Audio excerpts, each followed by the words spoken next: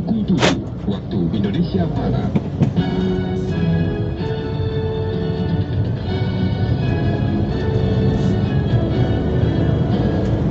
Dari Medan Merdeka Barat, Fatima Jakarta, inilah Radio Republik Indonesia dengan Warta Berita bersama saya Amel Rohani dan saya Caroline Wadaposa. Uangnya bahwa PNS itu tadi Pak Taufik sudah menyampaikan ada PNS yang memiliki kualifikasi dan kewenangan sebagai penyidik. Varian Delta menular jauh lebih cepat dari varian sebelumnya, dan pada akhirnya karena tindakan melanggar panduan prokes bisa menunda upaya relaksasi yang direncanakan akan dilakukan pada 26 Juli mendatang.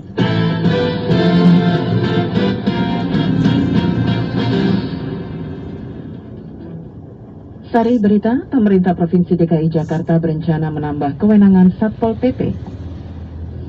Dan pelonggaran PPKM level 4 terancam ditunda bila penyebaran COVID-19 masih tinggi. Dan inilah Warta Berita selengkapnya, Kamis 22 Juli 2021.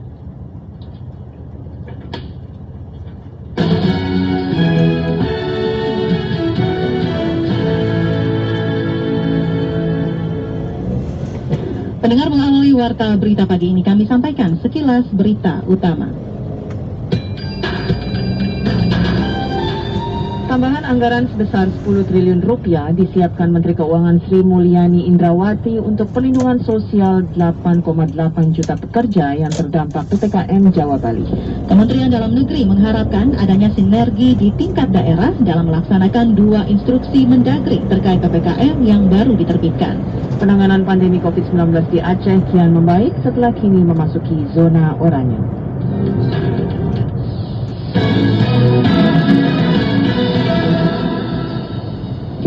Pendengar, pemerintah Provinsi DKI Jakarta berencana menambah kewenangan Satpol PP hingga dapat melakukan penyidikan. Laporan selengkapnya disampaikan Alfred Stuter. Dewan yang saya hormati, pemerintah Pemprov DKI Jakarta menyampaikan usulan materi dalam Wakil Gubernur Jakarta Ahmad Riza Patria di Balai Kota menyebutkan usulan penambahan kewenangan khusus sebagai penyidik pada Satpol PP dimaksudkan untuk memberikan payung hukum pada kerja-kerja penertiban ke depannya, sekaligus memberikan efek jerah pada masyarakat yang masih melanggar aturan terkait penanganan COVID-19. Meski demikian, Riza menjelaskan penambahan kewenangan itu tidak lantas membuat hukuman pidana dapat dengan mudahnya dijatuhkan kepada masyarakat. Penetapannya menurut Riza tetap melalui sejumlah tahapan, termasuk ketentuan bagi mereka yang kedapatan telah berulang kali melanggar aturan. Seluruhnya, tegas Riza, tertuang dalam revisi Perda DKI Jakarta nomor 2 tahun 2020 tentang penanggulangan coronavirus disease 2019 yang diajukan pihaknya. dan ketentuannya bahwa di PNS itu tadi Pak Taufik sudah menyampaikan ada PNS yang memiliki kualifikasi dan kewenangan sebagai penyidik. Tentu dalam raperda ke depan kita membutuhkan bantuan dukungan dari polisi untuk dapat melaksanakan tugas-tugas. Sementara itu, Wakil Ketua DPRD Jakarta Muhammad Taufik menyebutkan mayoritas pimpinan Dewan kemungkinan menyetujui usulan penambahan kewenangan khusus sebagai penyidik pada Satpol PP yang diajukan Pemprov lewat revisi Perda DKI Jakarta nomor 2 tahun 2020 tentang penanggulangan COVID-19. Karena para pimpinan menurut Taufik yakin tujuannya untuk keselamatan masyarakat di tengah lonjakan kasus COVID-19 yang masih terjadi saat ini. Meski demikian, ia menegaskan kini usulan aturan itu baru akan dibahas oleh pihaknya.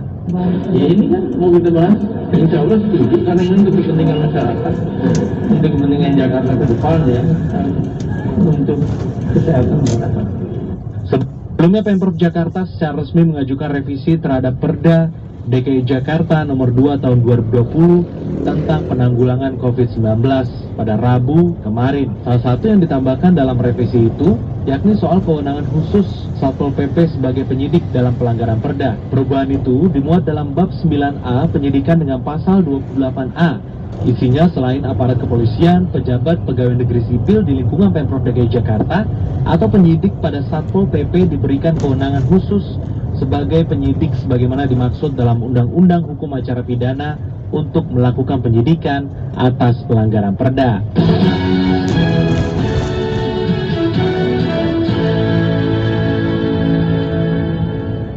meski angka positif COVID harian terus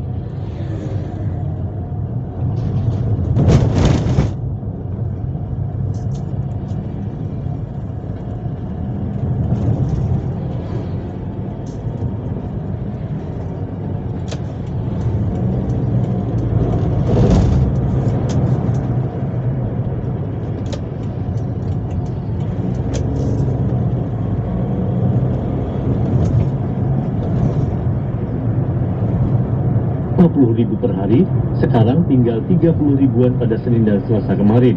Meski begitu, juru bicara vaksinasi COVID-19 Kementerian Kesehatan, Siti Nadia Tarmizi mengingatkan bahwa level pandemi di seluruh provinsi di Jawa Bali masih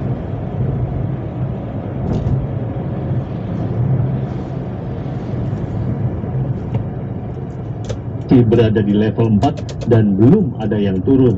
Kasus konfirmasi positif dan kasus sembuh menunjukkan tren yang baik dalam beberapa hari terakhir ini. Dan semoga tren ini terus berlanjut seiring dengan diberlakukannya PPKM level 4 seperti yang di tingkat provinsi belum ada perubahan level situasi pandemi. Seluruh provinsi di Jawa Bali masih ada pada situasi level 4. Sementara itu, juru bicara PPKM Darurat, Jody Mahardi berharap partisipasi aktif dari masyarakat dalam bentuk mematuhi ketentuan PPKM agar transmisi atau penyebaran COVID-19 bisa ditekan.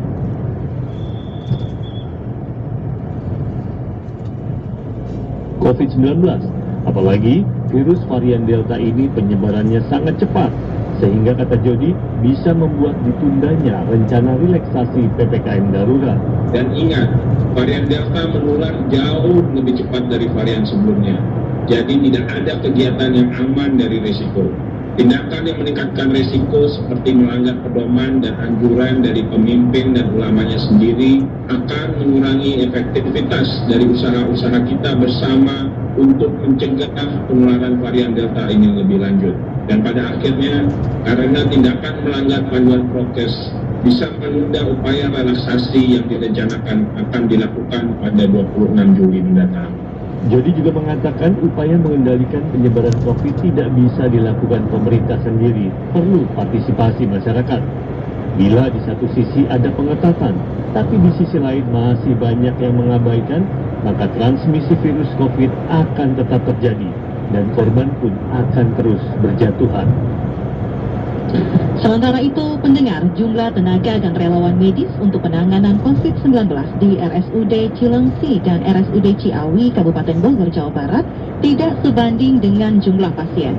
Dari RRI Bogor, Yofri Haryadi melaporkan. Jumlah tenaga dan relawan medis untuk penanganan COVID-19 di RSUD Cilengsi, Kabupaten Bogor sangat minim, meski sudah diajukan untuk penambahan baik pegawai dan tenaga relawan, namun sampai saat ini masih belum terrealisasi. Hal tersebut dijelaskan Humas RSUD Cilengsi, Dr. Afrizal, saat dikonfirmasi ada 120 tenaga perawat yang terpapar COVID-19. Dr. Afrizal mengatakan dari 130 tenaga perawat, 40 perawat yang kini menjalani isolasi mandiri. Tidak hanya itu, dari 18 dokter, 3 dokter umum menjalani isolasi dan 1 dokter spesialis paru-paru juga menjalani hal yang sama. Tingginya jumlah antrian IGD untuk pasien COVID juga menjadi atensi pihak rumah sakit, khususnya ketersediaan oksigen bagi mereka yang mengalami keluhan pernapasan. Dr. Afrizal mengungkapkan dari total kebutuhan 30 tabung oksigen per hari, rumah sakit hanya menyediakan 15 tabung saja, di luar pemakaian oksigen liquid di outlet sentral yang menjadi fasilitas rumah sakit Cilengsi Bogor. Saat ini RSUD Cilengsi sudah meningkatkan kapasitas tempat tidur sebanyak 184 tempat tidur, yang dari total RSUD Cilengsi ada 215 tempat tidur. Jadi hampir 90% sekarang tempat tidur untuk COVID. Saat ini ada antrian di UGD itu ada sekitar 37 pasien. Ini tenaga medis kita, total perawat yang operasional saat ini adalah 130 perawat. Dari 120 perawat itu ada 40 yang sedang ada isoman dan sedang perawat terdampak dengan COVID. Dokter umumnya ada 18, saat ini ada yang terdampak, dokter umumnya ada 3 orang. Dokter spesialis paru ya, terutama yang langsung menangani, yang terdampak 1, saat ini masih isoman. Kondisi yang sama juga terjadi di Rumah Sakit Umum Daerah Ciawi. Jumlah pasien yang membludak tidak hanya pasien COVID, namun juga pasien umum. Wakil Direktur Bidang Pelayanan RSUD Ciawi Bogor, Dr. Fitri Winarti mengatakan pihaknya tidak dapat menolak pasien.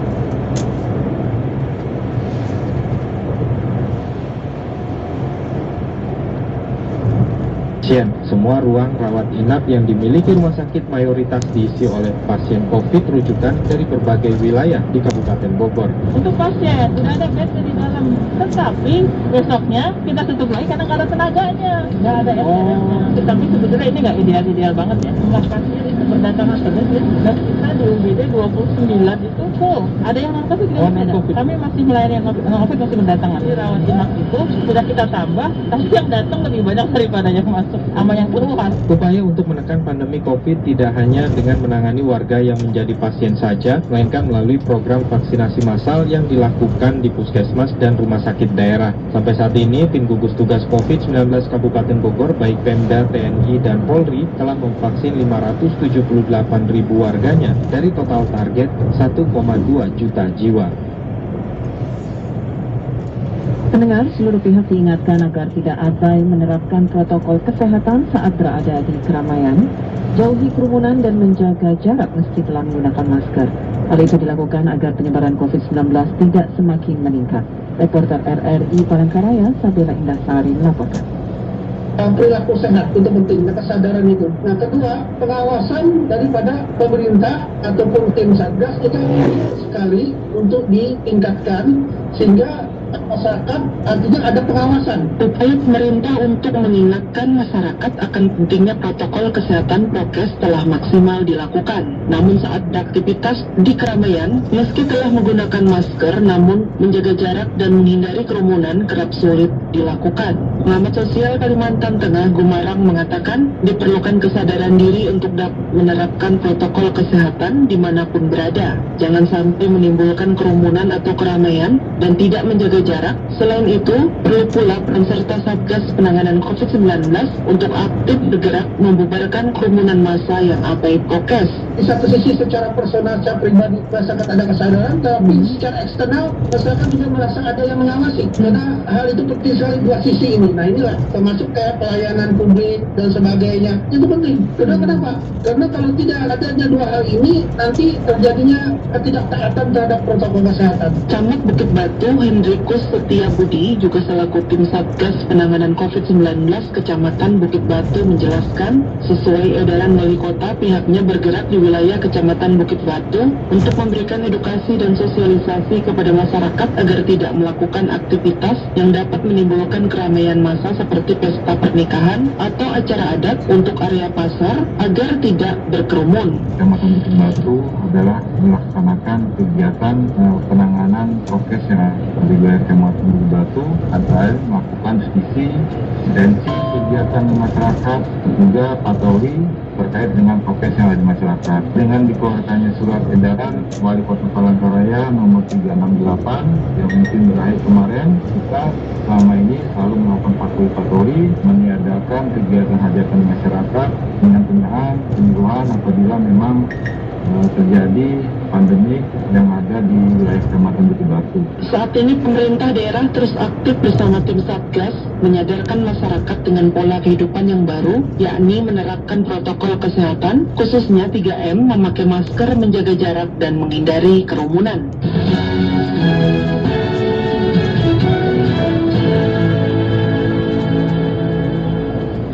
Saudara, hingga Rabu siang pukul 12 waktu Indonesia Barat kemarin, 155.387 warga Indonesia telah menerima dosis vaksin secara lengkap atau 2 kali menerima suntikan vaksin. Seperti kami kutip dari kantor berita Antara, penambahan itu membuat jumlah warga Indonesia yang menerima vaksin secara lengkap menjadi 16.606.000 jiwa. Sementara itu, jumlah penerima vaksin dosis pertama hingga kemarin mencapai 266.927 jiwa. Sehingga jumlah penerima vaksinasi dosis pertama kini menjadi 42.611.000 jiwa.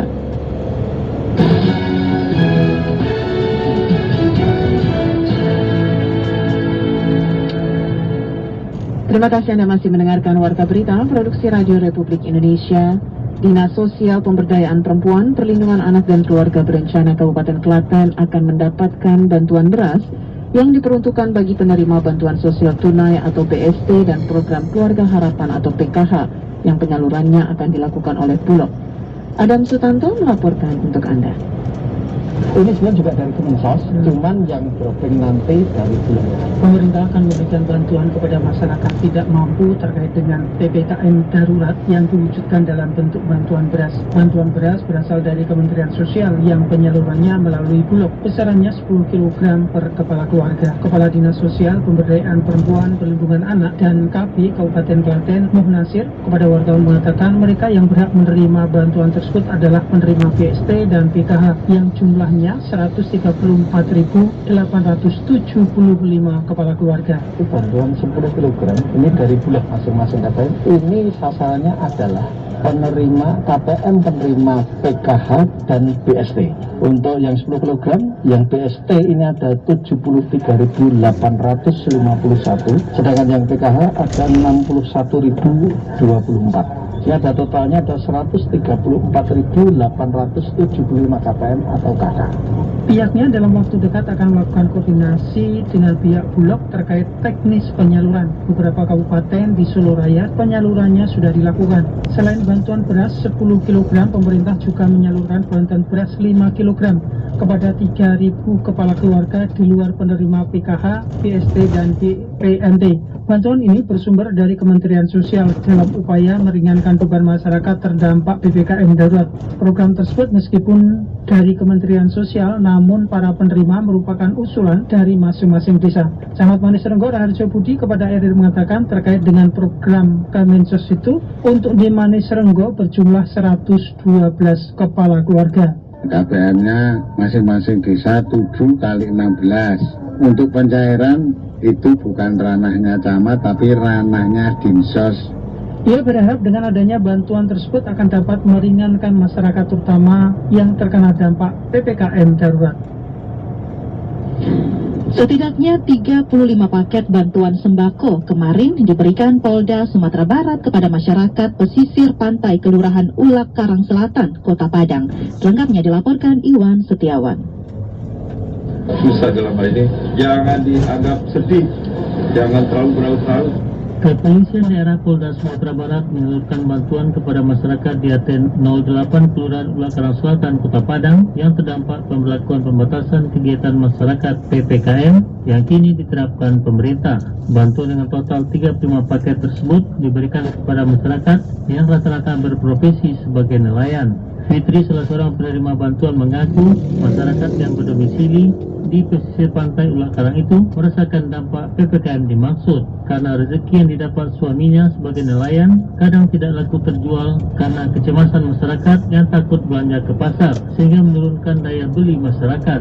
Selain itu, di tengah kondisi cuaca ekstrim yang tidak bersahabat, kadang-kala terpaksa suaminya tidak turun ke laut. Jualannya agak kurang sedikit, tapi tetap usaha kita jalankan, tetap jualan, tetap.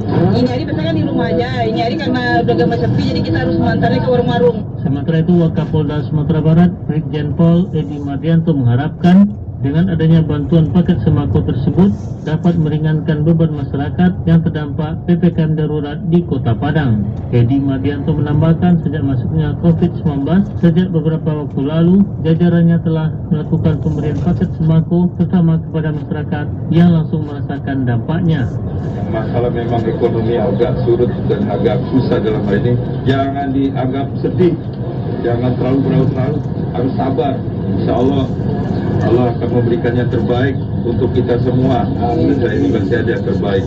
Adapun 35 paket bantuan dari Polda Sumatera Barat tersebut, setiap paketnya berisi beras, minyak goreng, gula dan teh, serta ikan kaleng.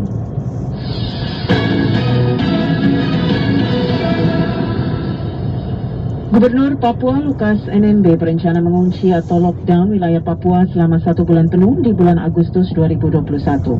Penguncian itu selain untuk mencegah penularan COVID-19 yang lebih luas, juga untuk mensukseskan pelaksanaan Pesta Olahraga Nasional atau PON ke-20 di mana Papua menjadi tuan rumah.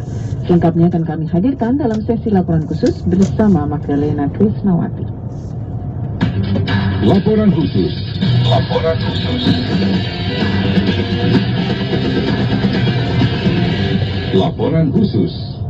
Selama Agustus itu karena kita tadi mau kita... Sampai Rabu malam belum ada keterangan resmi dari pemerintah daerah Papua tentang rencana menerapkan lockdown di provinsi paling timur Indonesia itu. Padahal saat ini Pemda Papua sudah membatasi penerbangan yang masuk maupun keluar Papua, bahkan menutup pintu masuk melalui jalur laut. Menurut Asisten Dua Sekretaris Daerah Provinsi Papua Muhammad Musaad, ada sejumlah faktor yang menjadi pertimbangan rencana penerapan lockdown di Papua. Di antaranya tren meningkatnya kasus COVID-19 serta target vaksinasi menjelang pelaksanaan PON ke-20. Karena kita punya target harus vaksin, jadi kita kalau ini meninggi terus, dan kita juga mendapatkan informasi dari semua tim bahwa peningkatan ini kan terutama karena mobilisasi manusia, terutama mobilisasi yang masuk-masuk ini, terutama di area pelabuhan yang penambahannya cukup tinggi.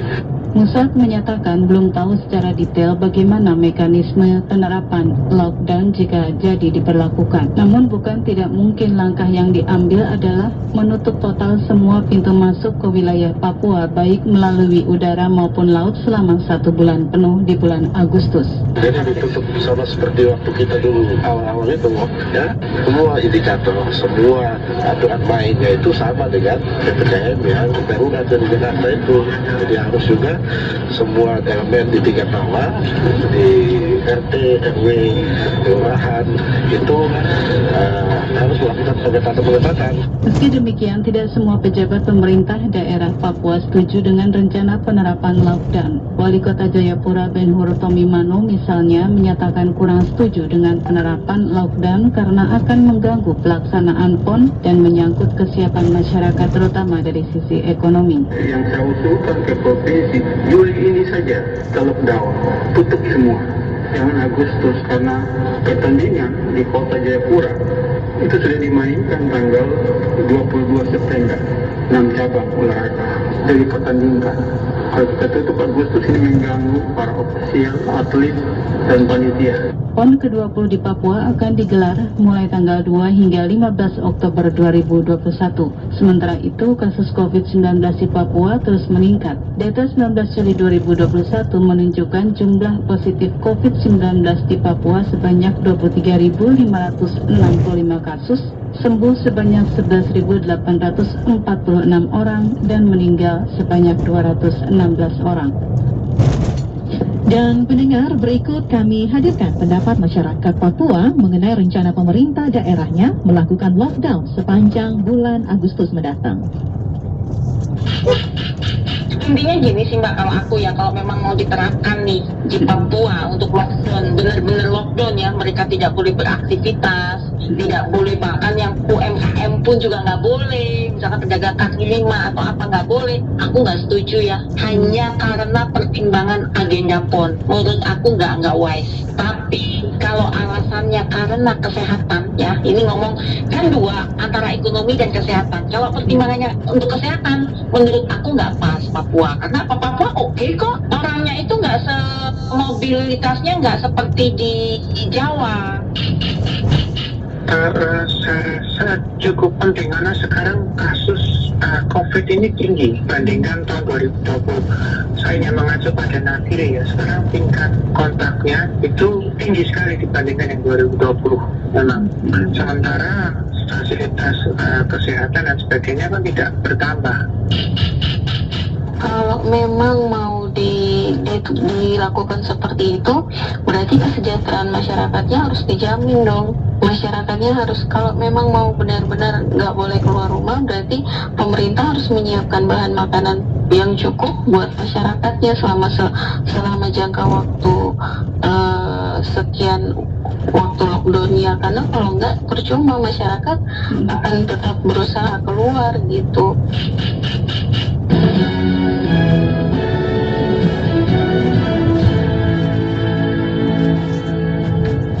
Pendengar, komentar Pro 3 RRI pagi ini menyoroti rencana pemerintah Provinsi Papua yang akan melakukan penguncian wilayah atau lockdown bulan depan. Naskah disusun dan disampaikan oleh editor senior Pro 3 RRI Widi Kurniawan.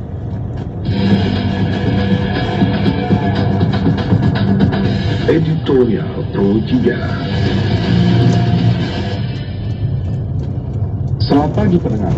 Pernyataan pers Gubernur Papua Lukas NMB usai pertemuan para pimpinan daerah bersama Presiden Joko Widodo cukup menarik disimak.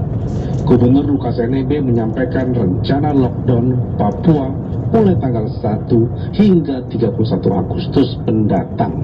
Ini pernyataan kesekian pimpinan daerah yang berencana melakukan lockdown wilayahnya.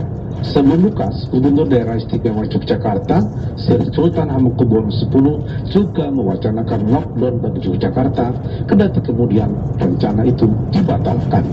Boleh-boleh saja Gubernur Papua menyampaikan wacana untuk rencana lockdown dan meminimalisir penyebaran varian Delta COVID-19. Apalagi Papua akan menjadi tuan rumah penyelenggaraan Pekan Olahraga Nasional PON 20 akhir tahun ini. Tentu tidak sekedar kalimat lockdown dengan menutup semua akses keluar masuk Papua, akan tetapi juga semua persyaratan lockdown. Setika Yogyakarta saja dengan segala kelengkapan infrastrukturnya akhirnya merasa tidak sanggup merealisasikan lockdown.